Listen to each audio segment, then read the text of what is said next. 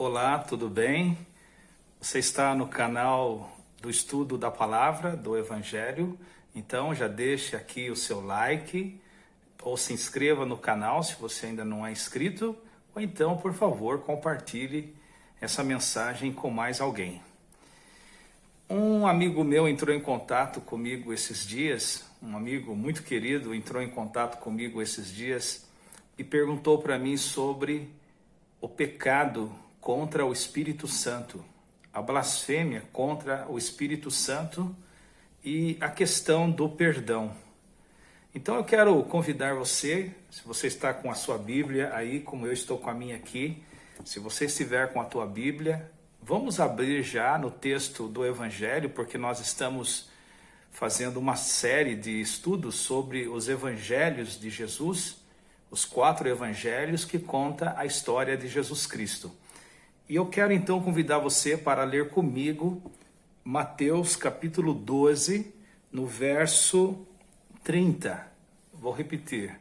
No Evangelho de Mateus, o primeiro Evangelho do Novo Testamento, capítulo 12, verso 30, que diz assim: Quem não é comigo é contra mim, e quem comigo não ajunta, espalha.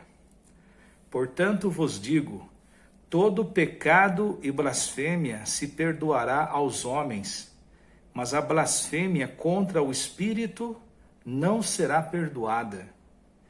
Se alguém disser alguma palavra contra o Filho do Homem, isso lhe será perdoado. Mas se alguém falar contra o Espírito Santo, não lhe será perdoado, nem neste mundo, nem no vindouro. Esse texto de Mateus, capítulo 12, no verso 30 a 32, que eu acabei de ler, ele nos coloca nesse tema do pecado contra o Espírito Santo. Nós estamos falando aqui de exceção, porque todos os pecados que os homens cometerem contra Deus são perdoados pelo Senhor através da cruz de Cristo, daquilo que Jesus Cristo fez no Calvário. Quando Jesus Cristo morreu no Calvário, ele se ofereceu em nosso lugar. Ele era santo, nós pecadores. Então ele se ofereceu no nosso lugar como pecador para que nós nos tornássemos santos. Foi o que nós chamamos de substituição. Nós fomos substituídos, ele nos substituiu na cruz. Mas esse texto que eu acabei de ler em Mateus capítulo 12, no verso 30, Jesus fala que todo pecado que é cometido contra ele ou contra Deus, o homem recebe perdão. Mas aquele que pecar contra o Espírito Santo, interessante como ele faz essa distinção dentro da Trindade. E tem alguns que não acreditam na Trindade. Seria muito bom, né, ver como é que se explica esse texto aqui, porque o próprio Jesus disse que contra o Pai, contra o Filho, todo pecado será perdoado, mas contra o Espírito Santo, a pessoa não será perdoada. Ele fala que não lhe será perdoado nem neste mundo, nem no vindouro. Então nós estamos falando de um caso de exceção, de um homem, de uma mulher que peca contra o Espírito Santo. E como que acontece esse pecado direto contra o Espírito Santo? Temos que entender algumas coisas antes da gente tirar nossas conclusões ou a gente interpretar um texto de acordo com a nossa realidade. Porque quando Jesus contou isso aqui, quando Jesus disse isso aqui, ele estava falando com uma turma, uma assembleia específica de pessoas. Ele estava falando com um grupo específico de pessoas, ou seja, Jesus estava falando com escribas e fariseus.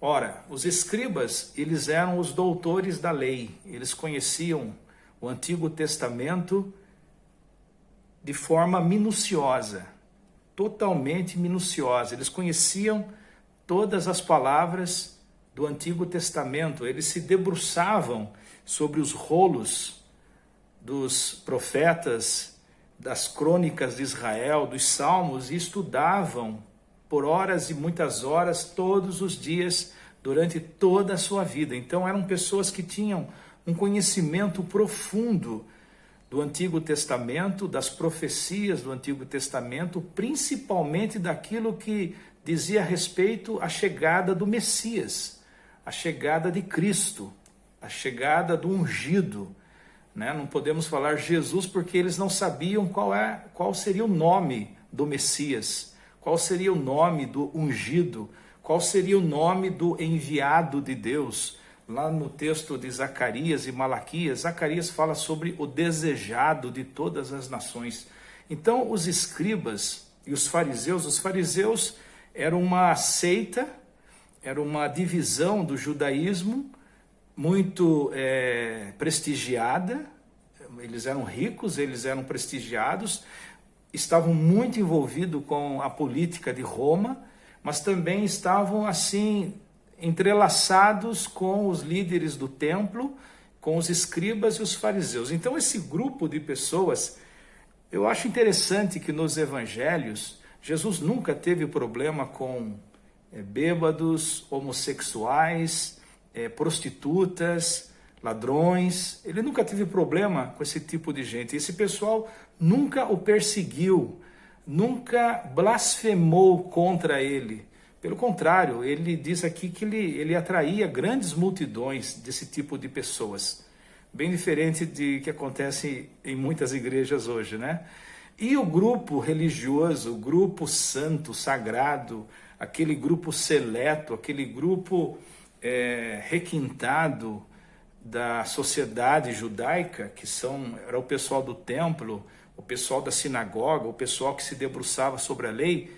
Esse pessoal eles foram inimigos ferrenhos de Jesus. Eles perseguiram Jesus, eles blasfemavam contra Jesus, eles diziam toda sorte de baixeza contra Jesus, chamando a própria mãe de Jesus de mulher prostituta, porque a fama, né, que Jesus tinha nascido antes do casamento, não acredite que ficou só na infância, não, espalhou, e aquilo ali foi explorado pelos escribas, pelos fariseus, dizendo que jamais o Messias viria de um relacionamento, de um coito, de uma fornicação, e nasceria dessa situação. Então isso foi uma coisa que perseguiu Jesus. Então, Jesus, quando disse sobre a blasfêmia contra o Espírito Santo, ele falou dirigindo a esse grupo de pessoas que eram religiosas, conheciam as Escrituras, o Antigo Testamento, oravam 3 vezes no mínimo por dia, de modo que frequentavam o templo, frequentavam a sinagoga, davam o dízimo, participavam de todos os ritos e cerimônias no templo. Era um pessoal que carregava o manto da santidade, carregavam a pompa de pessoas selecionadas, abençoadas, exclusivas de Deus, e perseguiam o Messias, perseguiram Jesus.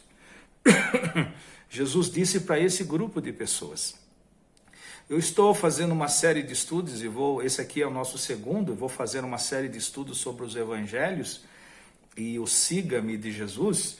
Então eu quero aproveitar, convidar você para ler mais um texto que também tem a mesma relação com esse texto de Mateus 12 que eu li, que é o livro de Marcos, o Evangelho de Marcos, no capítulo 3, no verso 20, e eu quero que você preste atenção nesse texto que eu vou ler, porque aqui se acrescenta um detalhe que não foi acrescentado ali em Mateus, embora todo o contexto da mensagem do evangelista Mateus foi dirigida a esse grupo de religiosos da religião judaica. Mas aqui em Marcos, no capítulo 3, no verso 20, diz assim: depois entrou numa casa e afluiu outra vez a multidão, de tal modo que nem podiam comer. Olha aí, capítulo 3, verso 20 de Marcos. Marcos, capítulo 3, verso 20. Quando os seus parentes, a sua família, ouviram isso, saíram para o prender. Veja que até mesmo a mãe, os irmãos e as irmãs de Jesus tinham dificuldade de lidar com Jesus. Ele está fora de si. A família de Jesus dizia que ele estava fora de si. E os escribas, olha aí, os escribas que tinham descido de Jerusalém diziam: ele está possesso de Beelzebu, e é pelo príncipe dos demônios que ele expulsa os demônios. Então você percebe que a blasfêmia ela é bem específica. Enquanto a família estava dizendo que Jesus Cristo estava fora de si, os escribas e fariseus, aqui não fala dos fariseus, mas tem outros textos que dizem que os fariseus estavam presentes, esse pessoal dizia que ele estava expulsando os demônios pelo espírito do diabo. Aí Jesus disse assim no verso 23, então Jesus os chamou e lhes disse por parábolas, como pode Satanás expulsar Satanás? Pois se um reino se dividir contra si mesmo, tal reino não pode subsistir. Ou se uma casa se dividir contra si mesma, tal casa não poderá subsistir. E se Satanás se tem levantado contra si mesmo e está dividido, tampouco pode ele subsistir, antes tem fim. Pois ninguém pode entrar na casa do valente e roubar-lhe os bens, se primeiro não amarrar o valente e não lhe saquear a casa. Jesus está contando uma parábola. Aí ele torna a falar o que Mateus havia escrito. Em verdade vos digo, todos os pecados serão perdoados aos filhos dos homens, bem como todas as blasfêmias que proferirem. Então, todos os pecados e blasfêmias que proferirem contra Jesus, todos os pecados serão perdoados aos filhos dos homens, bem como todas as blasfêmias que proferirem. Mas aquele que blasfemar contra o Espírito Santo nunca mais terá perdão, mas será réu de pecado eterno. Porquanto eles diziam, quem diziam? Os escribas, está possesso de um espírito imundo. Qual o problema aqui? E como que a gente pode trazer para a nossa realidade nos dias de hoje? Geralmente pessoas que blasfemam contra Deus, contra Jesus, geralmente elas não blasfemam contra o Espírito Santo. Geralmente pessoas ignorantes da religião, de pouca familiaridade ou aproximação com religião, com Bíblia, eles não conhecem esse texto. Então dificilmente uma pessoa ignorante da Bíblia, de religião, do Evangelho, das Escrituras, vai pecar contra o Espírito Santo. Geralmente ele pode blasfemar contra Deus ou contra Jesus. Quem tem esse conhecimento geralmente são pessoas que conhecem bem a Bíblia, pessoas que leem a Bíblia. E no caso dos dias de Jesus, os fariseus e os escribas, eles tinham certeza que Jesus era o Messias.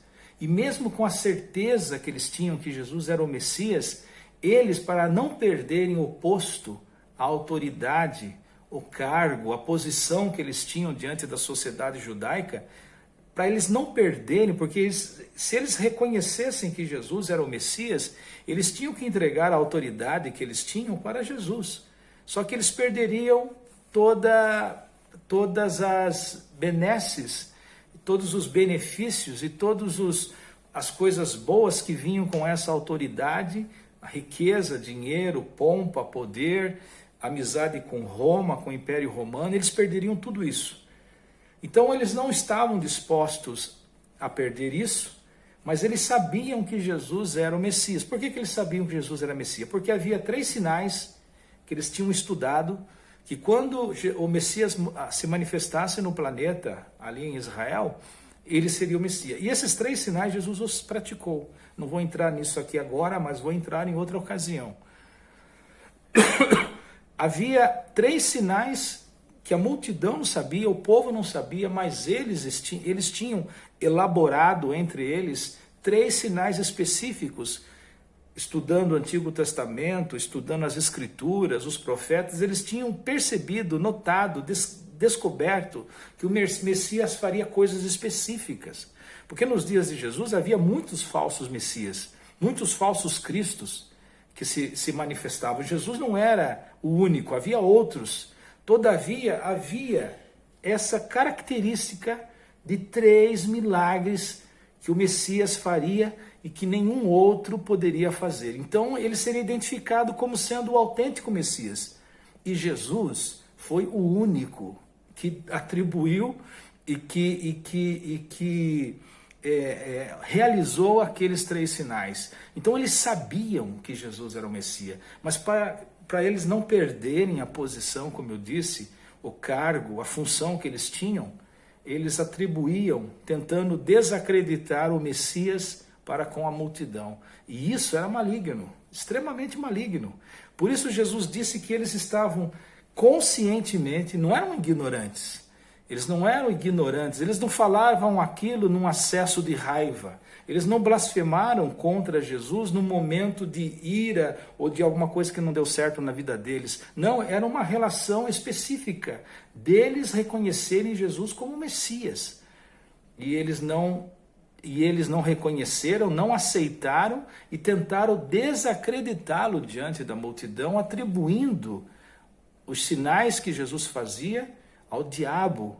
E ele sabia que Jesus estava fazendo sinais pelo Espírito Santo. De uma certa forma, eles estavam blasfemando contra Deus, porque era Deus que dava ao Messias o poder, que era o poder atribuído ao Espírito de Deus, para Jesus realizar os milagres que realizava.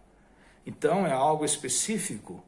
Tem gente que, muito assim, de forma muito superficial, no momento de raiva, de crise, falou alguma coisa contra Deus, e depois o diabo, de alguma forma, o diabo pega uma exceção, que é uma exceção dos evangelhos, e coloca na cabeça da pessoa que ela pecou contra o Espírito Santo.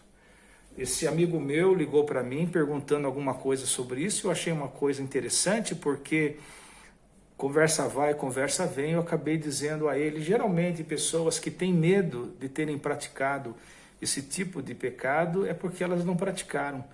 Porque os escribas, eles foram blasfemando contra Jesus até o fim de suas vidas. Eles foram resistindo ao Espírito Santo até o fim de suas vidas. Não é o caso de uma pessoa, de um momento de raiva, de algo que não deu certo, falou alguma coisa contra Deus e depois ela se arrependeu. Se ela se arrependeu é porque não houve blasfêmia. Porque uma pessoa que blasfema contra o Espírito Santo, ela está num estado de dureza. E a Bíblia dá alguns textos específicos de gente que chega nesse grau de impossível retroceder. De retroceder ao arrependimento. Quando uma pessoa se lamenta, ou ela se entristece, ou ela se arrepende, é porque a graça de Deus, a misericórdia de Deus, já mostrou a ela, já deu a ela sinais de que ela não blasfemou contra o Espírito Santo. Existe blasfêmia contra o Espírito Santo? Existe. Mas são casos extremamente específicos. Mas tem gente que blasfema, é um grupo seleto de blasfemadores. Eles têm que ter muito conhecimento de Deus, da Bíblia e do poder de Deus e do Messias para poder blasfemar. Mas geralmente as pessoas comuns, elas não blasfemam contra o Espírito Santo, elas podem muitas vezes, como eu disse, no momento de acesso, falar alguma coisa contra Deus. Se isso foi o teu caso, não tenha nenhuma preocupação e não deixe o diabo encher a tua cabeça de mentira. O sangue de Jesus Cristo nos purifica de todo pecado. Que Deus abençoe você, deixe o seu like, compartilhe essa mensagem e também se inscreva no meu canal se você ainda não é inscrito. Até a próxima, se Deus quiser. Tchau.